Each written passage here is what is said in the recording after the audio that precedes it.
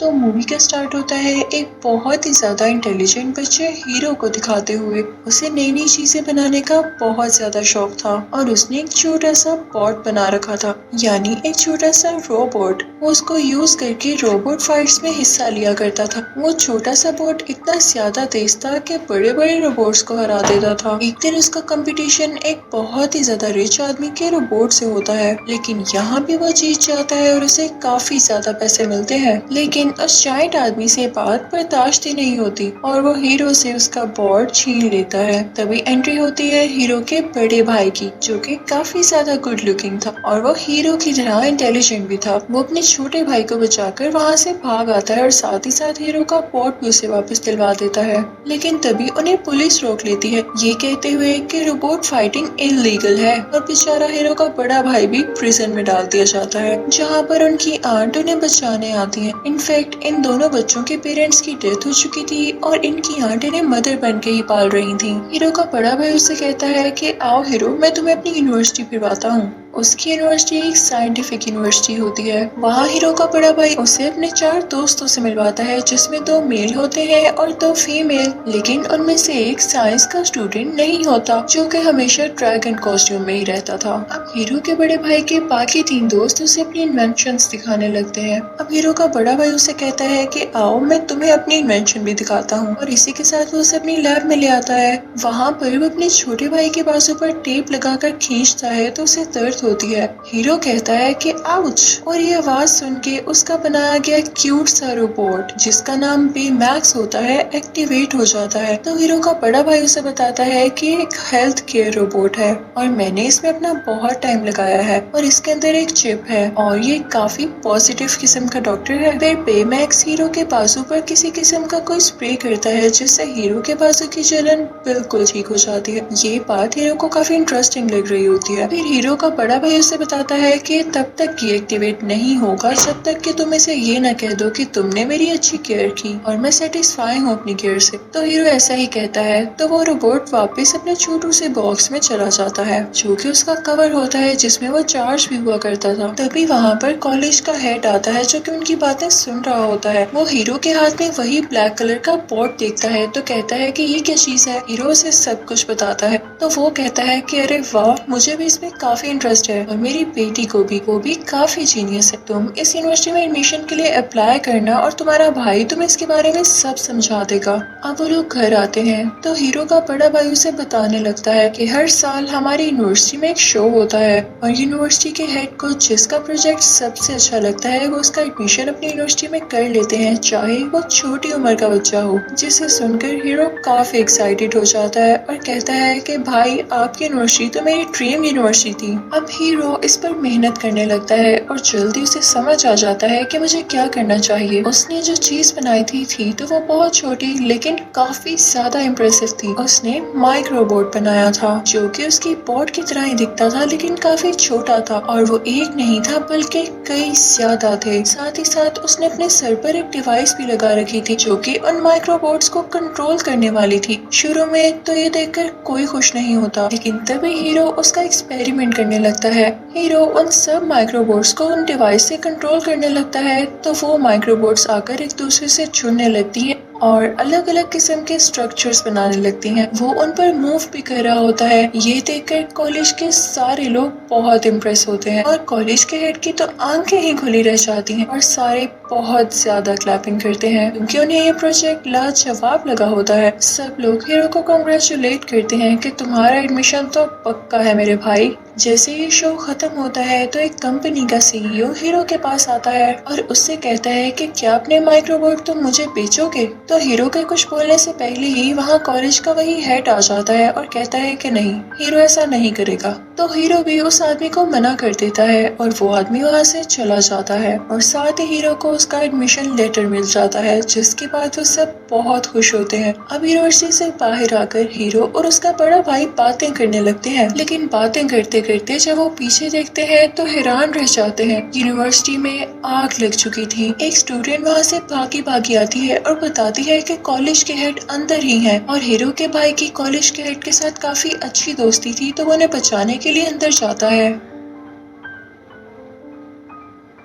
और और उसकी कैप बाहर ही गिरी रह जाती है, जिसे हीरो उठा लेता है और तभी वहाँ पर बहुत बड़ा ब्लास्ट होता है, जिसकी वजह से हीरो भी दूर जाकर गिरता है और उसके हाथ में अपने भाई की कैप होती है। वो जान चुका था कि अब उसका भाई इस दुनिया में नहीं रहा। ये सीन बहुत ज्यादा इमोशनल है। अब अगले रोज हीरो के बड़े भाई का फ्यूनरल होता है और सब हीरो को तसल्ली दे रहे होते हैं, लेकिन वो काफी अकेला महसूस करने लगा था। उसका एक तो बड़ा भाई था। फिर आहिस्ता आहिस्ता टाइम गुजरने लगता है और एक महीना हो जाता है। सब अपनी जिंदगी में वापस आने लगे थे और अपने काम करने लगे थे, लेकिन हीरो अभी भी काफी दुखी था। वो किसी से ना तो बात करता था और ना ही यूनिवर्सिटी जा रहा था। वो ज्यादातर अपने रूम में ही रहता था। उसका रूम और उसके बड़े भाई का रूम थोड़ा साथ साथ थे। बीच में एक छोटी सी पार्टीशन थी। हीरो गुस्से में अपनी चीजें रख रहा होता है कि तभी उसका बोट उसके पाँव पर गिरता है और वो चिल्लाता है उसी तरह आउच। और तभी वहाँ पर उसके बड़े भाई के रूम में पड़ा हुआ वही बेमैक्स एक्टिवेट हो जाता है और अपनी कवरिंग से बाहर आ जाता है। वो हीरो का ट्रीटमेंट करने लगता है, लेकिन हीरो इस मूड में नहीं होता, तो वो उसे बंद करने लगता है, लेकिन वो बंद भी नहीं हो रहा होता, क्योंकि हम तो जानते हैं ना कि वो कैसे बंद होगा। लेकिन हीरो ये भूल चुका होता है। वो उस पर से स्लिप हो जाता है और नीचे गिर जाता है कि तभी उसकी नजर बेड के नीचे पड़ती है। उसकी जैकेट में कोई चीज मूव कर रही होती है। जब हीरो ये देखता है तो उसकी जैकेट की पॉकेट में वही एक माइक्रोबोट होता है, जो किसी तरह से उसकी पॉकेट में ही रह गया था, जबकि बाकी माइक्रोबोट्स उसी यूनिवर्सिटी में डिस्ट्रॉय हो गए थे।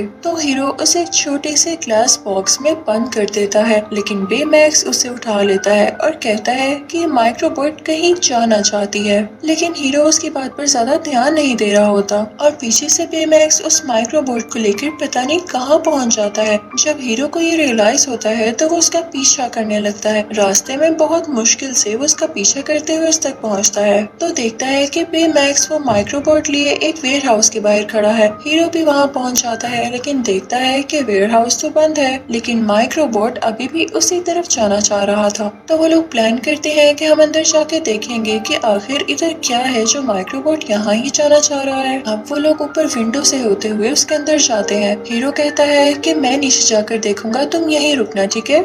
लेकिन जो चीज हीरो देखता है उसे अपनी आंखों पर यकीन ही नहीं आता, क्योंकि कोई उसके माइक्रोबोट्स की नकल कर रहा था। सेम उसी के जैसे माइक्रोबोट्स बनाए जा रहे थे। वो एक फैक्ट्री थी और तभी वहाँ पर बेमैक्स भी आ जाता है, जो उससे कहता है कि सब ठीक है ना। तो उनकी आवाज सुनते ही वो सारे माइक्रोबोट्स एक्टिवेट हो जाते हैं और साथ मिलकर कोई स्ट्रक्चर बनाने लगते हैं। और जाहिर सी बात है कि कोई इन्हें पीछे से कंट्रोल भी कर रहा था, जिन्हें पता चल चुका था कि बेमैक्स और हीरो यहाँ पर है।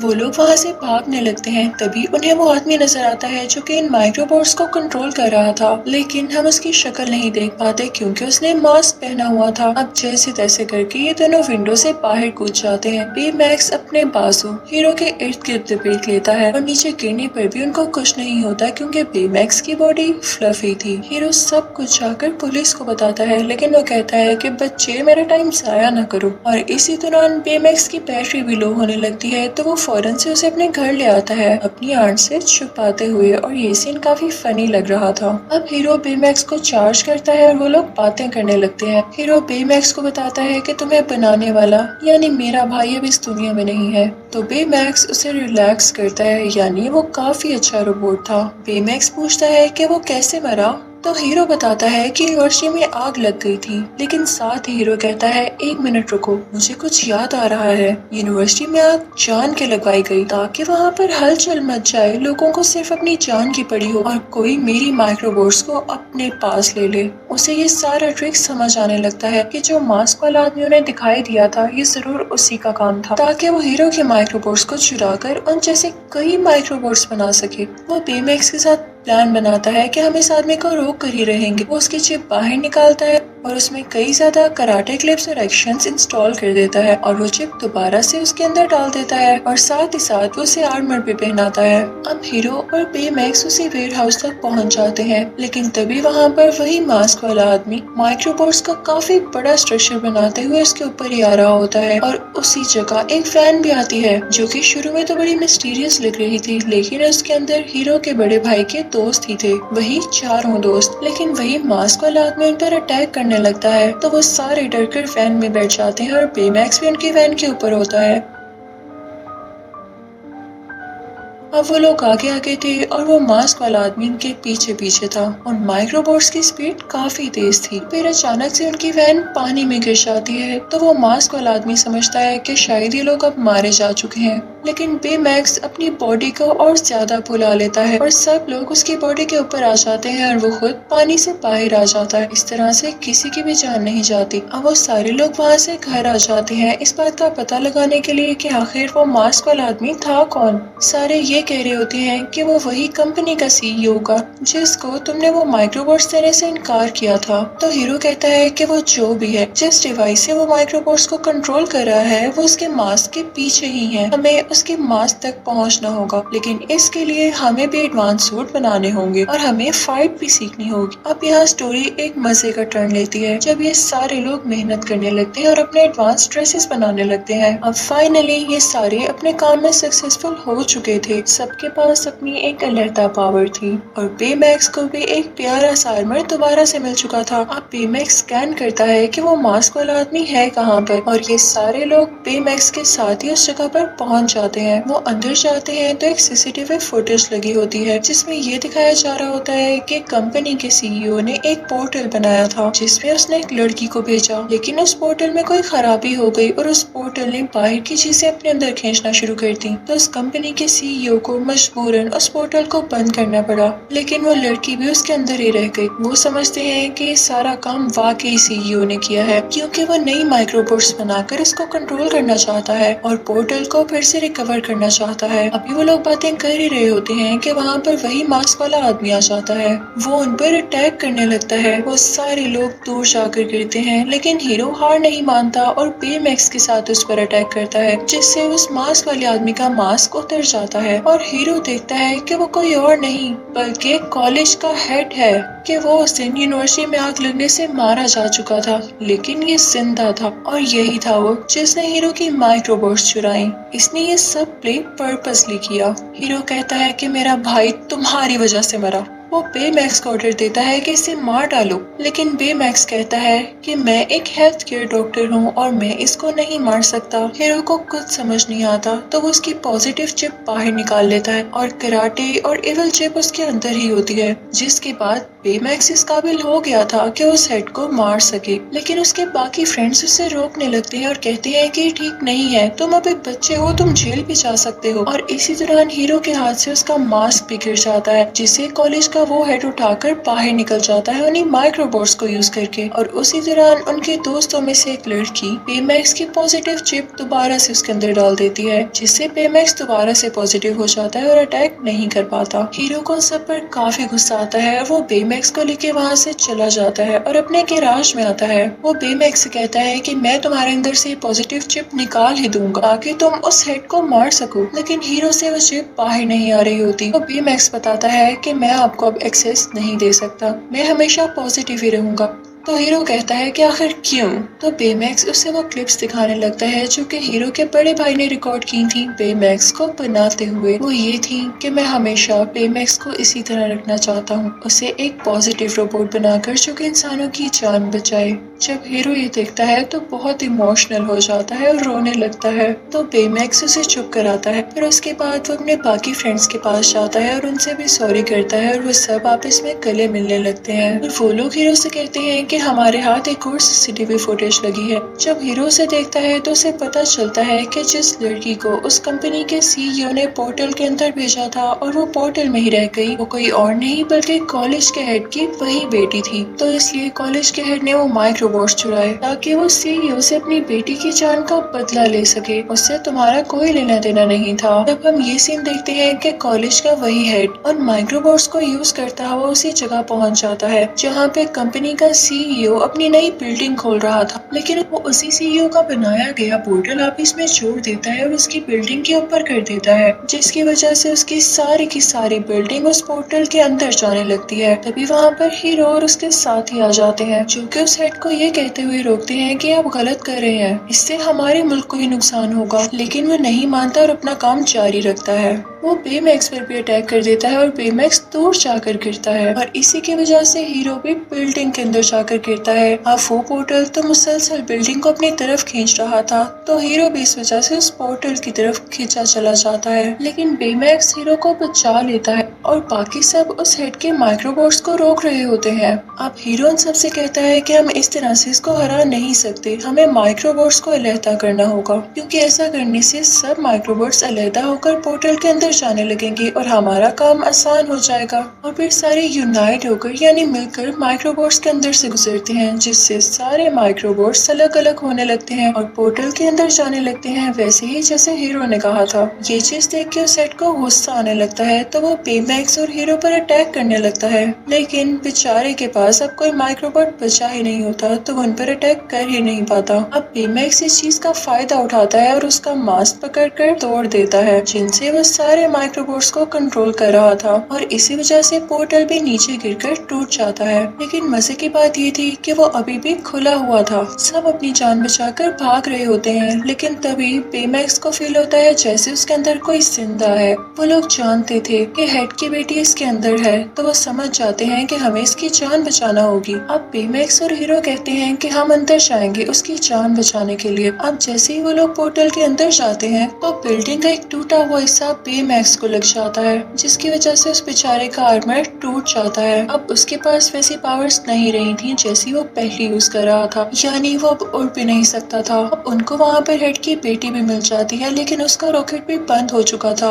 बेमैक्स के ड्रेस का एक हाथ अभी भी ठीक था, वो खुद तो उड़ नहीं सकता था, लेकिन वो ऐसा जरूर कर सकता था कि वो उस बंद हुए रॉकेट के साथ अपना हाथ लगा दे और वहाँ से उसको शूट करके पोर्टल से बाहर भेज दे। लेकिन ऐसा करने की वजह से बेमैक्स खुद पोर्टल के अंदर ही रह जाता, क्योंकि सारी फोर्स उसी ने लगानी थी और इसकी वजह से वो पीछे चला जाता। हीरो कहता है कि नहीं, मैं ऐसा होने नहीं दे सकता।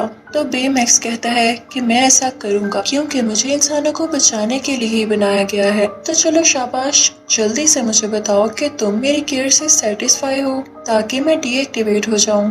तो हीरो काफी इमोशनल हो जाता है और रोते हुए कहता है कि बेमैक्स, मैं तुम्हारी केयर से हमेशा सेटिस्फाई था और अब भी हूँ। और तभी बेमैक्स उस रॉकेट को शूट कर देता है और खुद पीछे की तरफ चला जाता है। अब वो रॉकेट और हीरो उस पोर्टल से बाहर आने लगते हैं, लेकिन बेमैक्स अभी भी अंदर होता है। हम ये देखते हैं कि उस हेड की बेटी को हॉस्पिटल ले जाया जाता है, जबकि उस हेड को अरेस्ट कर लिया जाता है कि उसने इतना बुरा काम किया, चाहे उसने अपनी बेटी के बदले में किया। ये सारे लोग भी अपनी अपनी लाइफ में बिजी हो चुके थे, लेकिन हीरो अभी तक अपने भाई को और बेमैक्स को नहीं भूला था। एक दिन हीरो को बेमैक्स की याद आ रही होती है, तो उसका सूट निकाल कर देखने लगता है और उसके अंदर से उसे उसकी चिप मिलती है, जो कि उसने निकाल दी थी। हीरो क्योंकि काफी ज्यादा इंटेलिजेंट था, तो वो भी एक बेमैक्स बनाता है और उसमें वही पुरानी चिप लगा देता है, जिसमें बेमैक्स की सारी मेमोरीज भी होती हैं। और यहाँ पे बेमैक्स सेम टू सेम पहले की तरह बन जाता है। हीरो उसे गले से लगा लेता है और ये सारी बात वो अपने दोस्तों को भी बताता है, और अब वो डिसाइड करते हैं कि वो अपनी पावर्स का अच्छा यूज करें।